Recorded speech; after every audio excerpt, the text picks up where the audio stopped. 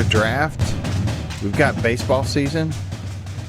Football fall camp is wrapped, or fall camp. What am I thinking? Spring camp is wrapped. This is the third Saturday in October, your SEC Water Cooler podcast for the rest of us.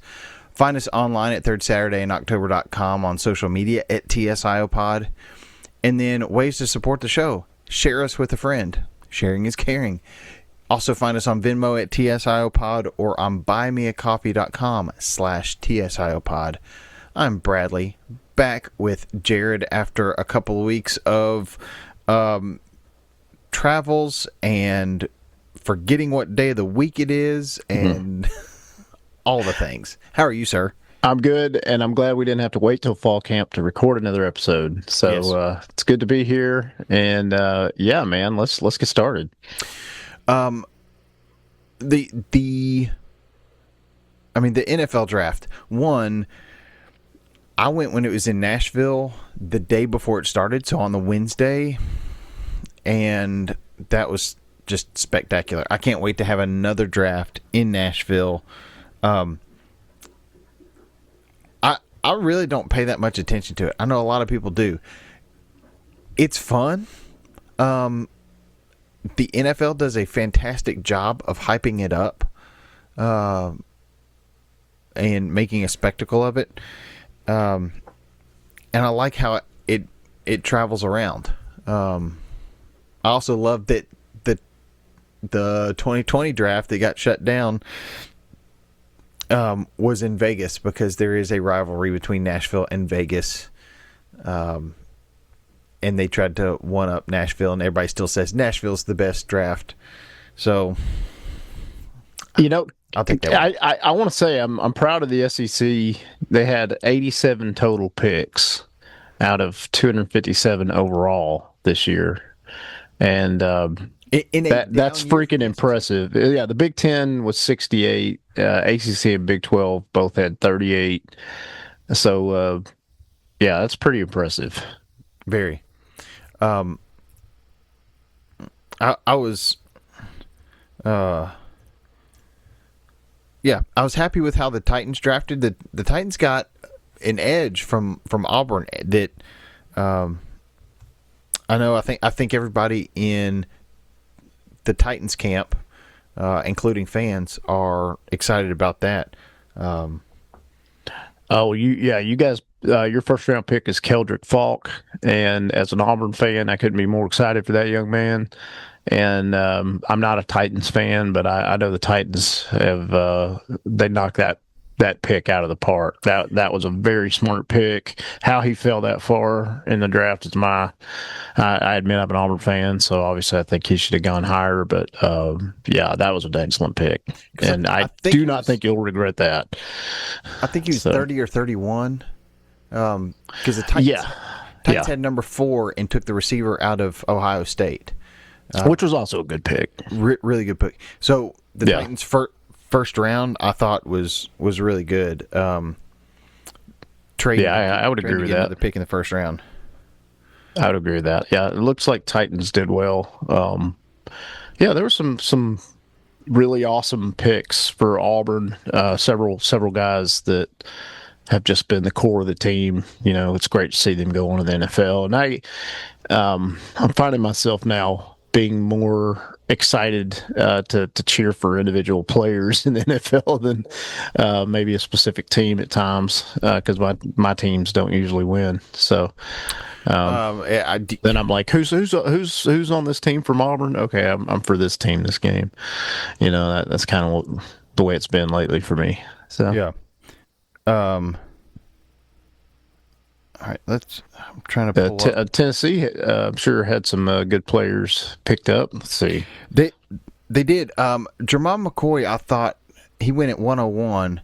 I was surprised he went that late, and maybe it's because he's coming off the torn ACL. Oh yeah, he's lucky he didn't fall further. That's good. Yeah.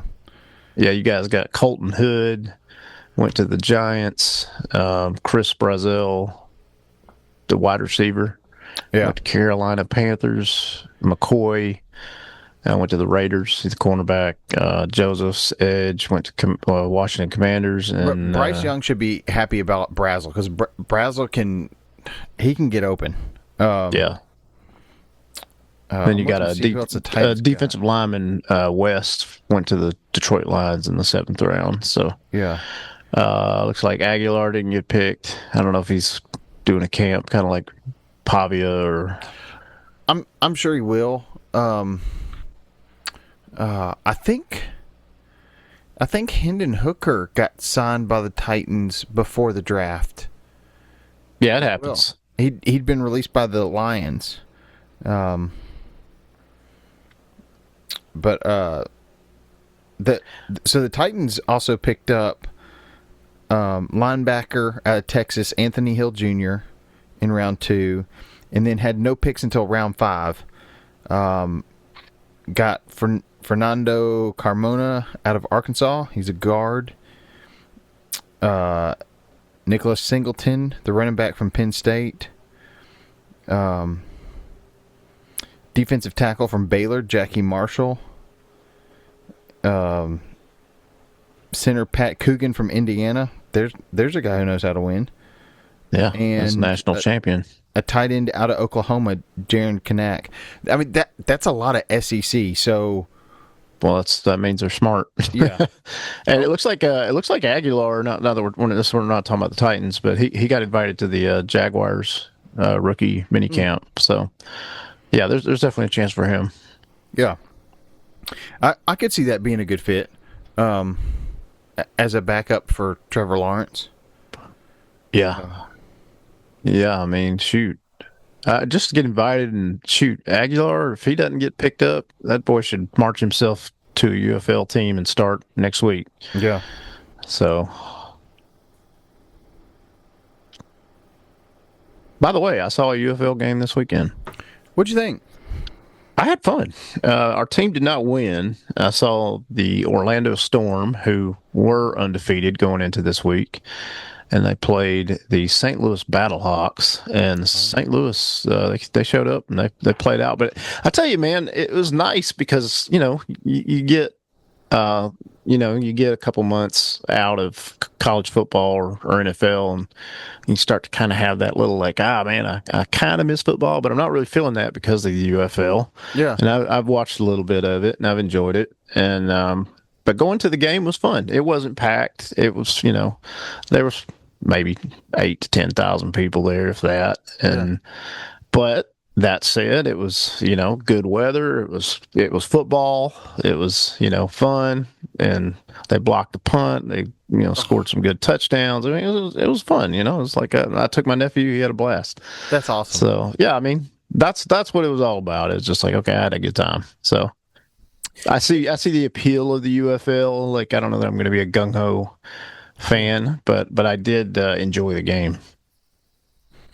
Well, that's awesome. Yeah, getting your fix any way you can is needed sometimes. Well, and these players, you got to remember, these players are not terrible players. These guys are just slightly not good enough to be on an NFL roster, but they're still good.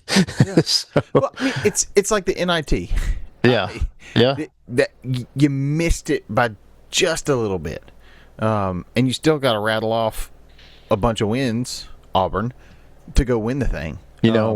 Yeah, I look back and I realize that was smart of Auburn to go into the NIT, and it did. Even though we lost most of our roster, we kept the main 2 people we needed to keep. Yeah.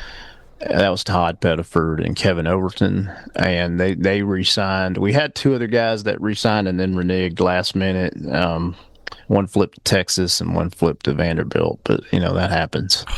And it hurts when they stay in conference too. Yes and no. I'm getting more numb to it as we see this happen with football and basketball. On one hand, I'm kind of glad that we're getting the guys off the team that aren't really wanting to be there, and we did bring in some guys that I'm really excited about. So I think Auburn basketball is going to be.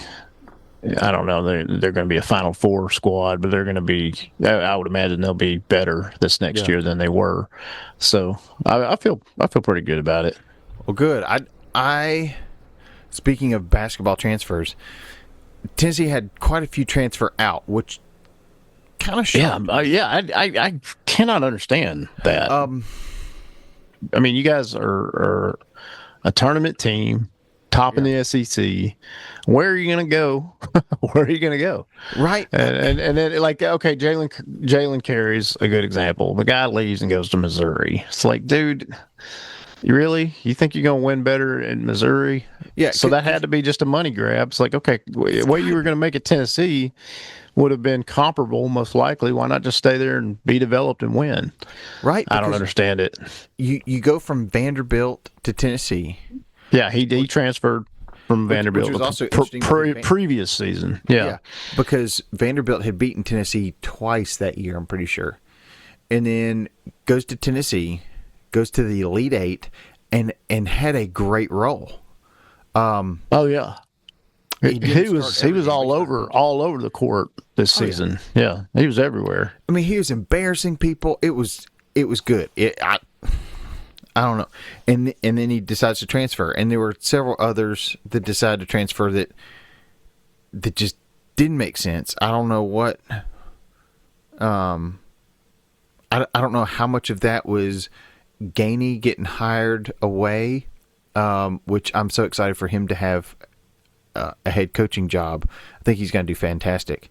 I don't know how much of it that was that or what, because you also had, I believe it was Felix Okpara saying it, because he's out of eligibility, but he was saying to people in the portal, hey, you want to go play for a coach that is going to push you and make you a winner? Go play at Tennessee. And so you have that from people who are graduating out, going to the NBA, and then you have most of your starting lineup that's left transfer out. But I think Tennessee's killed it in the portal, picking up pieces right and left as others have transferred out.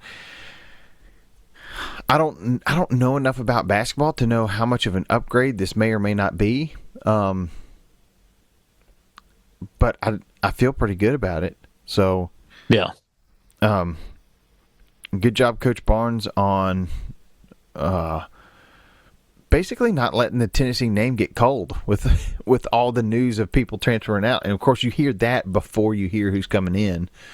But I think Tennessee's done a really good job with that.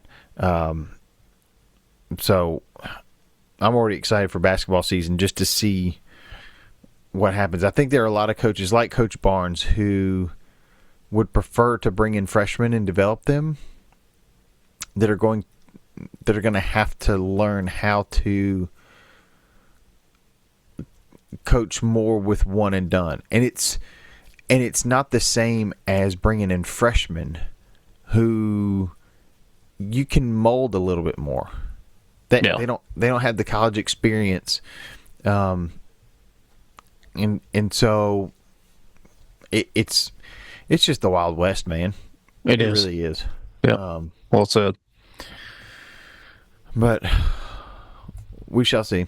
How about some SEC baseball, man? If you're not watching SEC baseball, you are missing out. Great baseball all around. I still think that Auburn's all Navy uniforms, those Navy tops and Navy pants, they're really sharp. Really, really sharp. It's not a traditional baseball uniform by any means, but I do love it. And Auburn's been playing some really good baseball too. Yeah, they had a little part of the season that was kind of like, what's going on? And now it looks like they're coming into their own, hopefully at the right time. So yeah. Since we last talked, Tennessee lost the series but did get a win against Ole Miss. Run ruled Lipscomb. And then I thought this was pretty stellar. number 13 Alabama comes to town, wins the first one on Thursday, and then Tennessee won the doubleheader on Friday to win the series. Alabama's a really good team. I know this was at Tennessee, but still, to win two, especially in a doubleheader, it just feels good. It does. Yeah. Unfortunately, they didn't play on the third Saturday in April, but they played on the third Friday.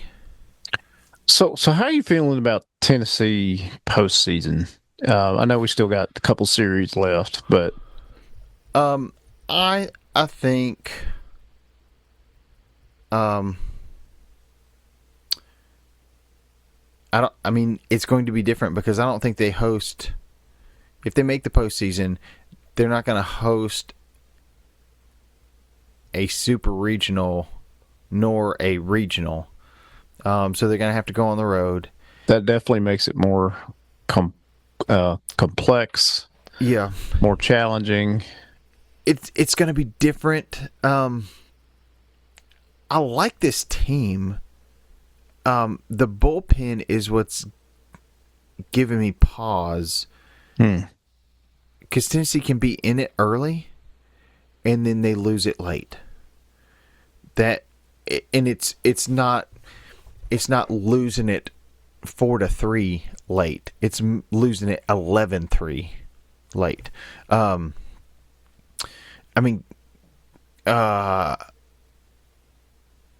Against Vanderbilt, I think there were two games. There was one where Tennessee lost 6-5 in 16 innings. No, it wasn't Vanderbilt. There was a game earlier this season where Tennessee was either up or they were either up early or they were down by one. And then I don't know that they got run ruled, but they lost by 8 or something. It was not pretty. And that's just collapse. I don't know how much of that is on a first-year head coach.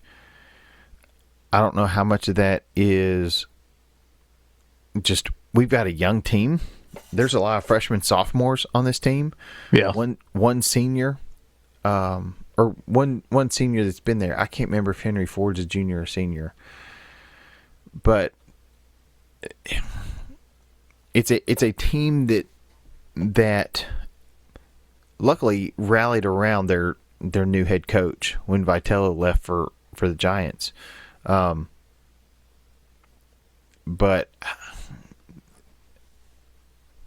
I also went in knowing, hey, this is going to be a young team, and we're going to struggle at times. And we've seen that. But we've also seen great things like winning 2 of 3 against Alabama. This next weekend we go to Kentucky, and then host Texas and go to Oklahoma to finish out the season. Yeah, those aren't easy. Those are, especially Texas and Oklahoma. Kentucky's ranked too, though, so they're or I think they're ranked. Are they ranked? Maybe not. I don't think they're ranked currently. No, they're not. You're right.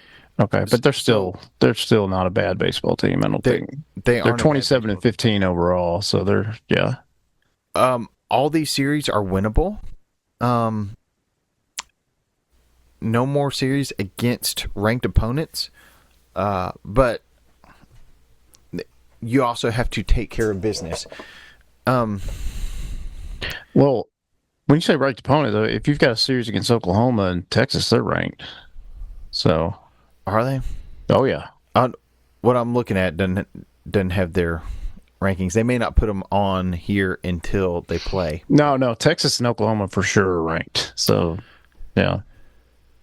Those are 2 good series for Tennessee. Yeah, I'm really excited. it's been, and unfortunately, I hadn't been able to watch as much as I want to, just with current life stuff and being too tired to go back and watch a whole lot. But I do keep up with. I get it, dude. I mean, I keep up with it on. It's not Twitter, X, and Yes, same. and box scores. Yeah, and you know what? That's okay. If you enjoy baseball, just by checking out the scores, that there's nothing wrong with that.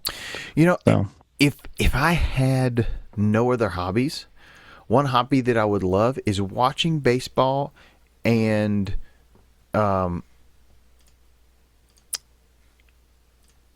and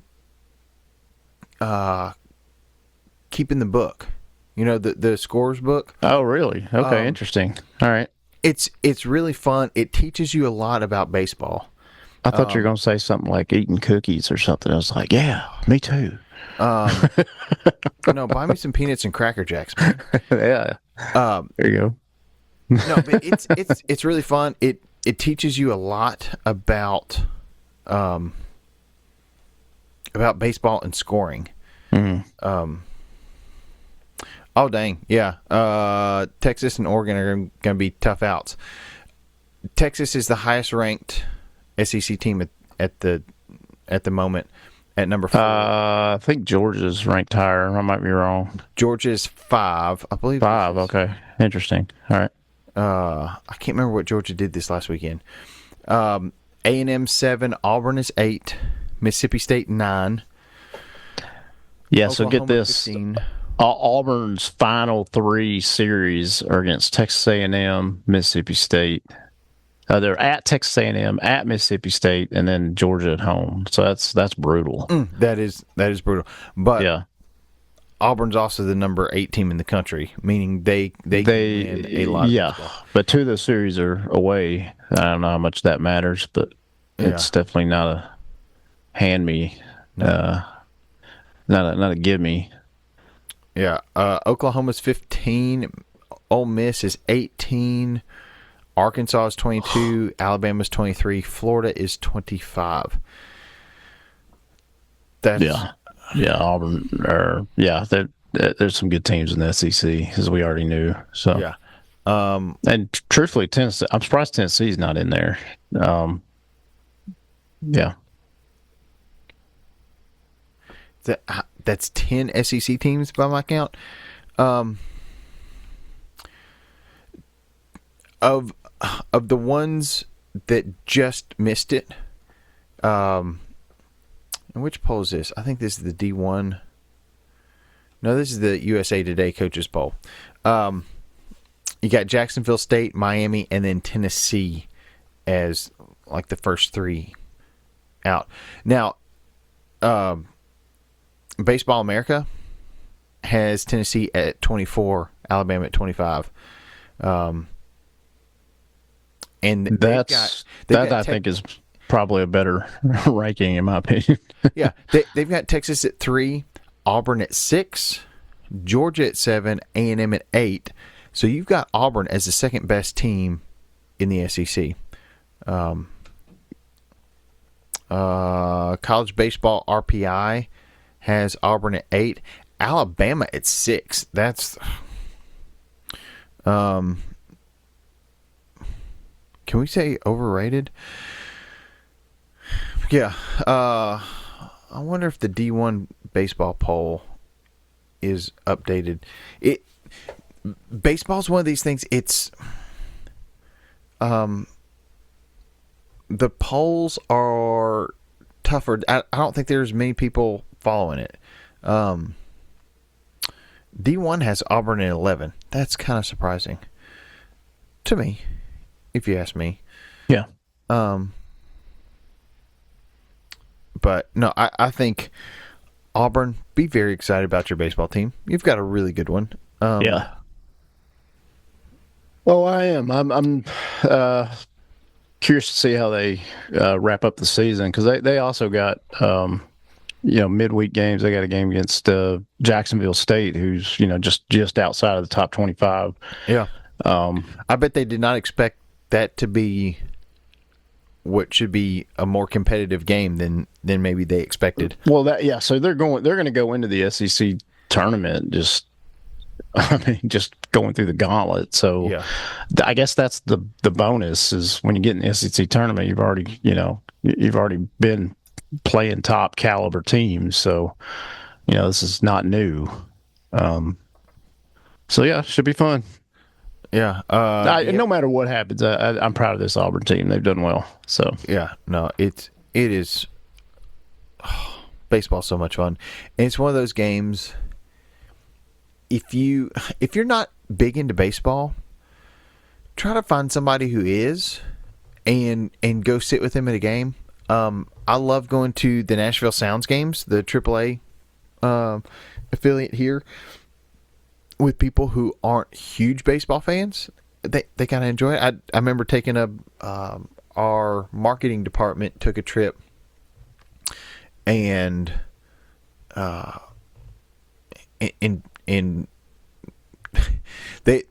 don't think anybody realized how much I love baseball, and I was getting real into it, and they're like, okay, so explain what's going on, and being able to explain the situational stuff, it adds another layer to it.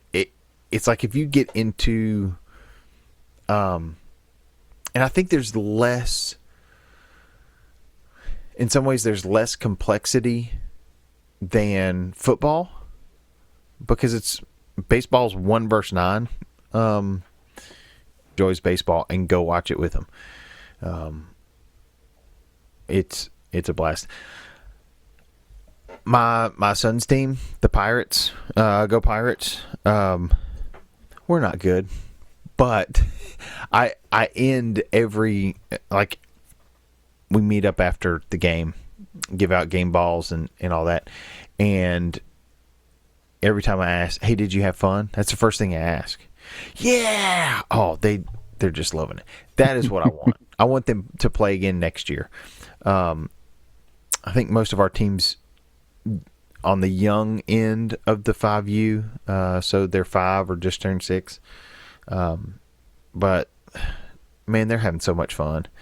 They want to know who won, but they really don't care.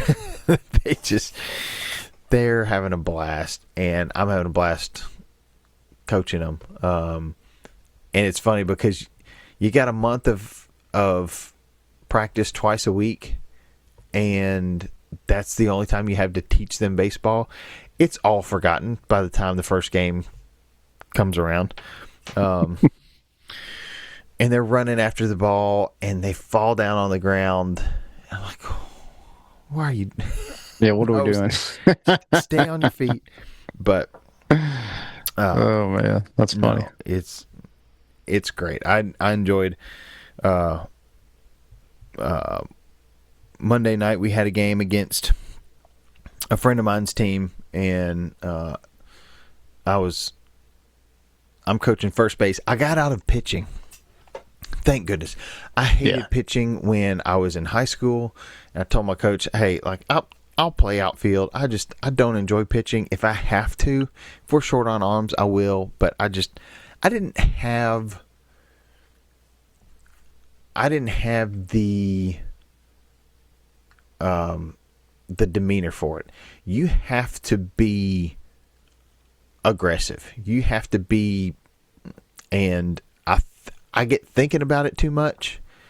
And baseball's something where if you're thinking about where you're going to throw it, you're going to miss. You got to just kind of rear back and throw. And I would think too much. And I'm thinking about, okay, don't hit the kid. Where's he swinging? You're really trying to throw to where they swing the bat. You're not throwing to a strike zone where they can hit it. And thankfully, a couple games ago, one of my assistants was throwing BP in the cage. He was like, hey, I was hitting a bunch of bats. I said, do you want to pitch? He was like, I'll give it a shot. We've been hitting a whole lot more since he's been pitching. And I'm like, all for it. I'll switch with you. I'll go coach third base, and like I said, the kids are having a blast. I'm really excited to see how well they're doing, win, lose, or draw. So, go Pirates! Go Pirates! It's a blast.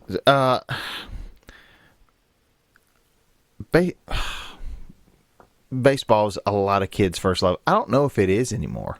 It was when I was. What do you think it is if it's not baseball? I think it's probably college football. That, I mean, it's fine, but I don't know. When I was growing up and the Titans were good, I mean, it was a blast. But Mark McGuire and Sammy Sosa battling it out, which the 30 for 30, I think it's called Boys of Summer, maybe. It's awesome. I forgot King Griffey Jr. was in that home run hunt for half or three quarters of the season as well. But you had King Griffey Jr., who was the face of baseball for years. I still love watching old highlights of his. His swing was just so beautiful. Yeah. But you had these mega stars. I mean, you had Atlanta's rotation with Greg Maddux, Tom Glavine, John Smoltz. I can't remember how many years the three of them were together. It was only a few, but it feels like they were there a long, long time together. Yeah, that was such a good team. Good teams. Yeah. And of course, you always had the Yankees. Yeah. Love to hate him, but Derek I've never Jeter's been a career, Yankees fan ever. I mean, I don't like the Yankees, but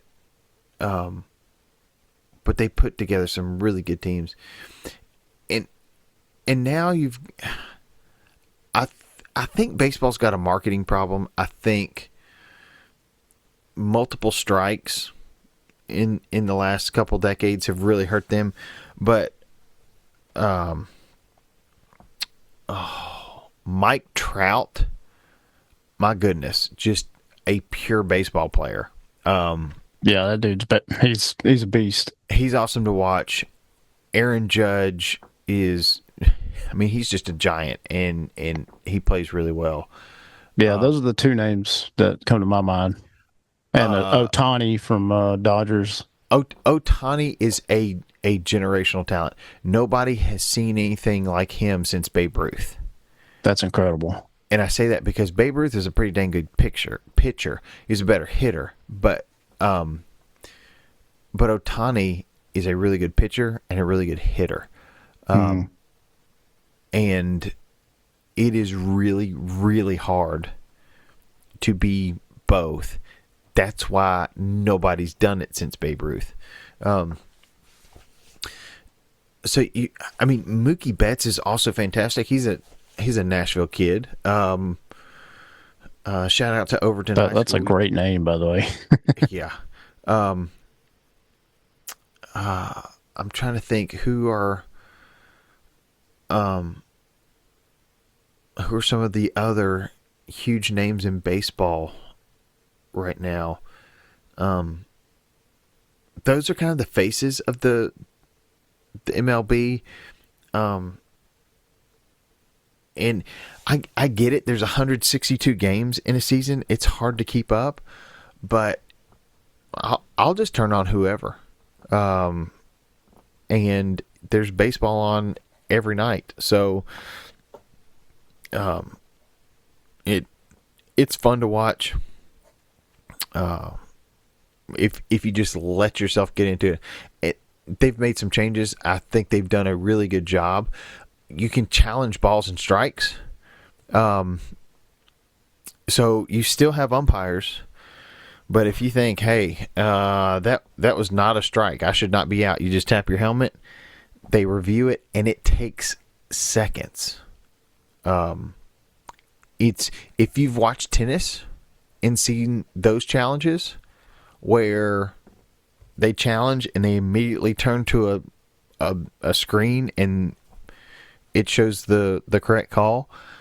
It's about that fast, which is great. I do think that the pitch clock and the speed of these balls and strikes reviews has really help keep the pace of play going. So pay attention to baseball. It's fun. Well said. It really is.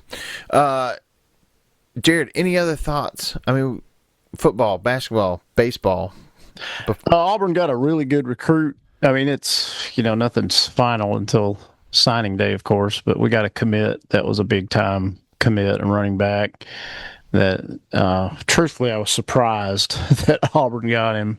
Yeah. A gentleman, his name is now escaping me. Let me look it up real quick. But he is let's see, Myson Johnson Cook. He's out of Illinois. This kid is easily, they say top 3 running back in the country. I think that's true. But this kid's the size of a NFL running back already, and he's not even out of high school. So probably one of the biggest signees Auburn's had in a long time, much less, it's a big win for Alex Golish, too, to recruit somebody like that. We beat out Miami for this kid, so I'm sure we opened up a bag.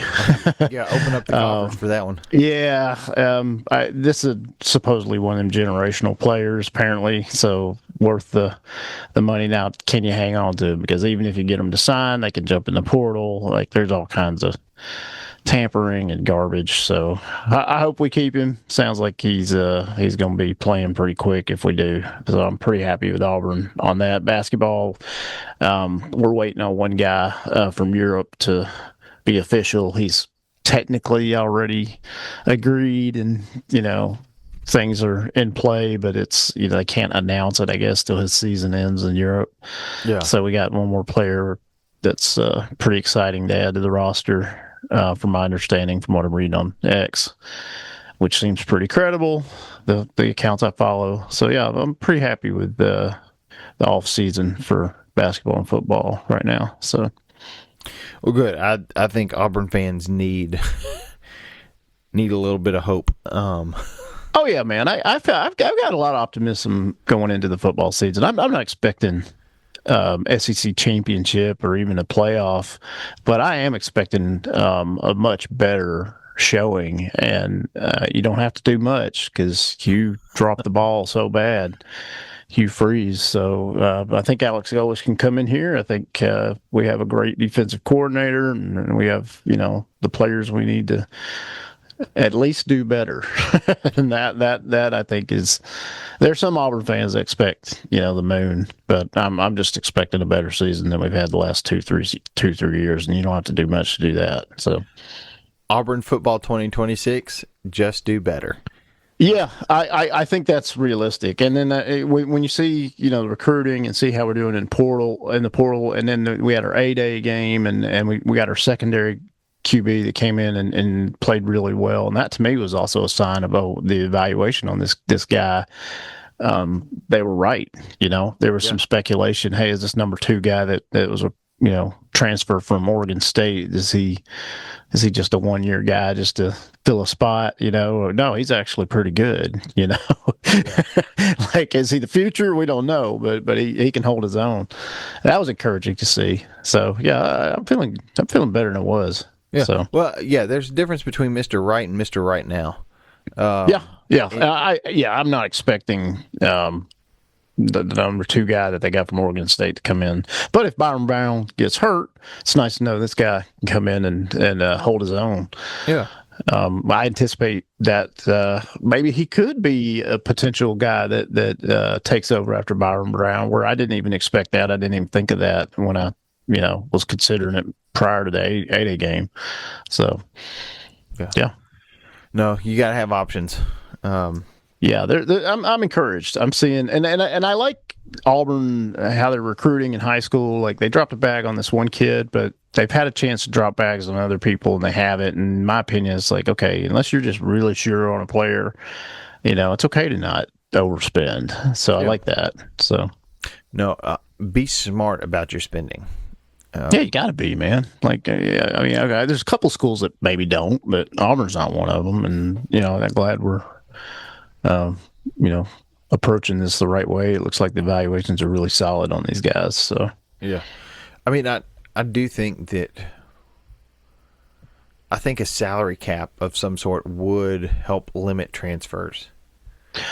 yeah, there's some really interesting talk out there about what to do. Do you just give players straight up 5 seasons, one transfer, and then unless it's like a coach getting fired or something like that.